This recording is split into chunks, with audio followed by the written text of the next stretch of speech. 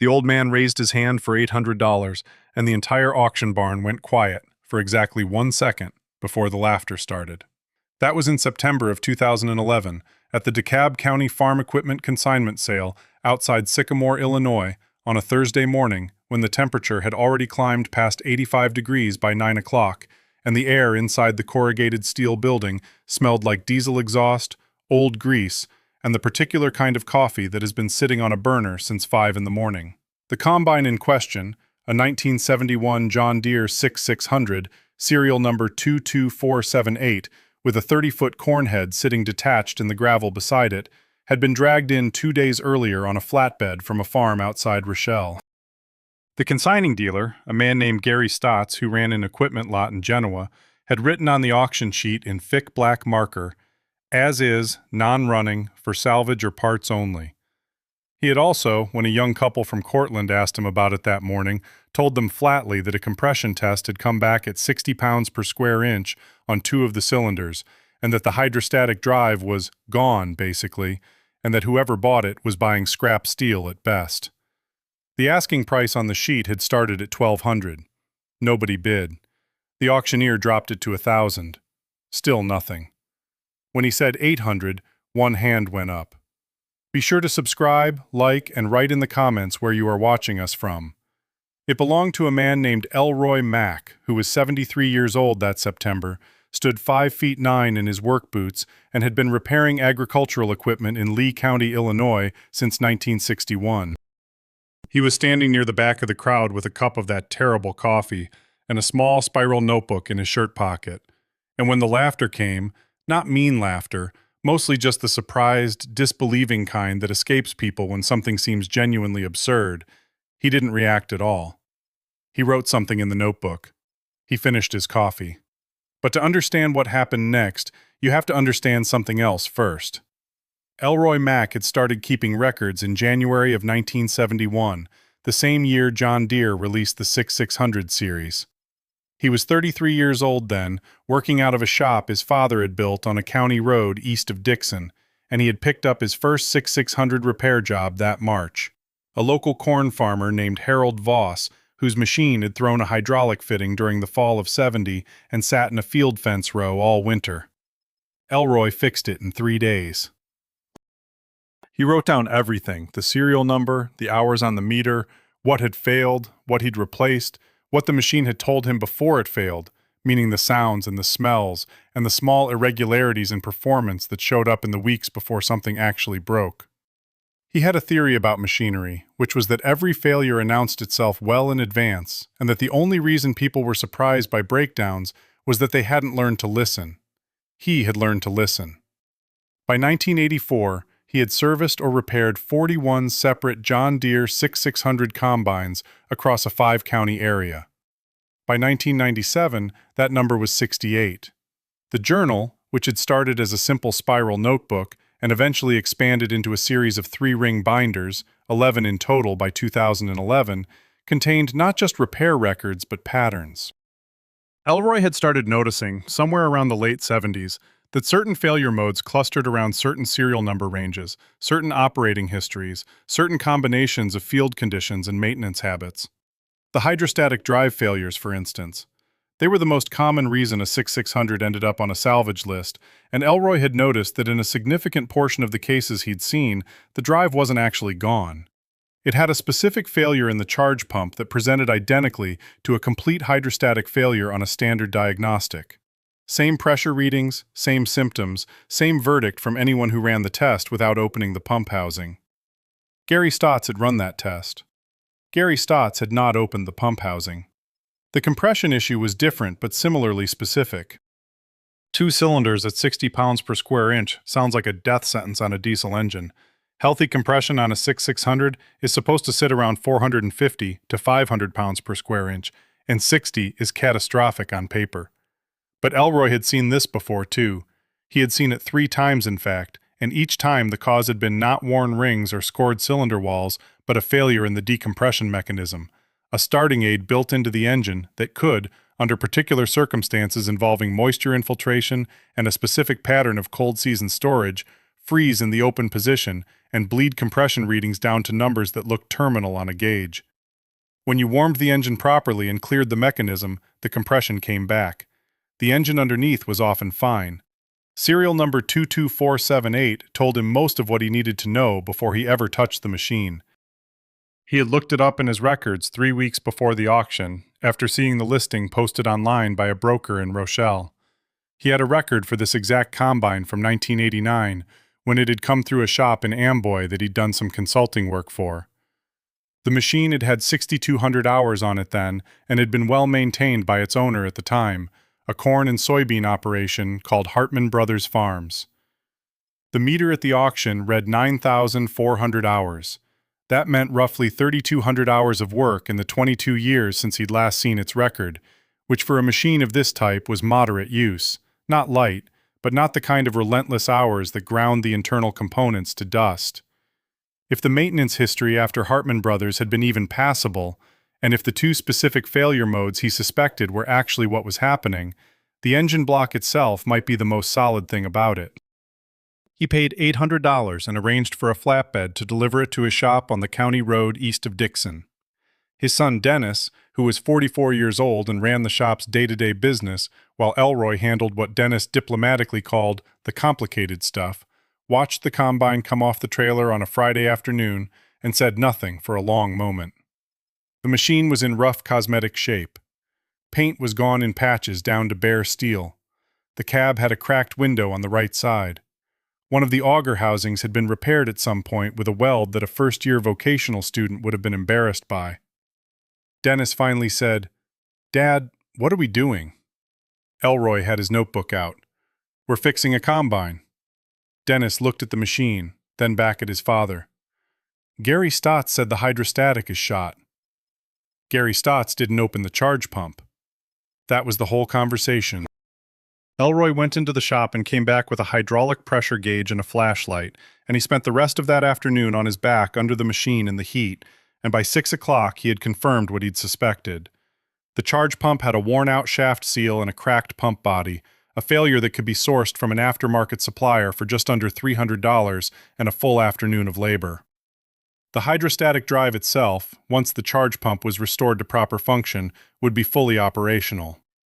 He also pulled the decompression mechanism cover on cylinders 3 and 4, found exactly what he'd expected to find, and spent 45 minutes with a heat gun and a careful hand clearing the frozen decompression valves before he ran the compression test again. Cylinder 3, 438 pounds per square inch. Cylinder 4, 442 pounds per square inch. He wrote both numbers in the notebook. There is a passage in Robert M. Kern's 1994 technical reference, Diesel Engine Fundamentals and Service, used in agricultural mechanics programs at several Midwest land-grant universities, where Kern describes what he calls diagnostic momentum, the tendency of a technician who has reached an early conclusion to interpret all subsequent findings as confirmation of that conclusion rather than as independent data. Gary Stotts had done exactly this. He had run the compression test, gotten 60 pounds per square inch on 2 cylinders, and every other observation after that had been filtered through the certainty he'd already formed. The hydrostatic symptoms confirmed what the compression test had told him. The overall condition of the machine confirmed it. He had stopped looking because he believed he already knew. Elroy had spent 50 years learning not to do that. The charge pump parts arrived on Tuesday. Elroy installed them on Wednesday morning, working methodically and without hurrying, his hands moving with the particular economy of a man who has performed a specific task hundreds of times and has nothing left to prove about his speed. Dennis came through the shop at 10 in the morning with 2 cups of coffee and stood watching his father torque the pump housing bolts to specification. Not to feel, not to approximation, but to spec, with a torque wrench, even on a 40-year-old machine that some people in the county had decided was scrap. "You're going to sell it?" Dennis asked. "Probably." "For how much?" Elroy took the coffee. "Depends on what else I find." What he found over the next 2 weeks was mostly good news delivered in the specific language of agricultural machinery, an idiom of wear patterns and clearances and fluid colors that takes decades to become fluent in. The separator gearbox had a bearing that was approaching the end of its service life, but hadn't failed yet. The feeder house chain was within acceptable stretch limits. The cleaning shoe, the array of sieves and fans that separate grain from chaff, had one cracked frame member that needed welding, properly this time, not the embarrassing patch job someone had done on the auger housing. The engine, once the decompression issue was cleared and the machine was running, settled into a sound that Elroy described to Dennis as honest. He meant it the way you mean it about a person. The combine ran for the first time on a Wednesday afternoon in late September, 17 days after it had arrived on a flatbed as a declared piece of scrap metal. Elroy stood outside the shop in the driveway while Dennis idled it in circles on the gravel, and the neighbors across the county road, a retired couple named Briggs who had watched Elroy work on machines from their kitchen window for 20 years, came out onto their porch to look. Gene Briggs, who was 71 and had farmed corn and beans for most of his life before renting out his ground, walked across the road and stood next to Elroy and watched Dennis take the machine through a wide loop. "I thought I heard they condemned that at the Sycamore sale," Gene said. "They did." Gene watched the combine for another minute. The engine was running clean, the separator was engaged, and the sound coming from the machine was not the sound of something barely held together.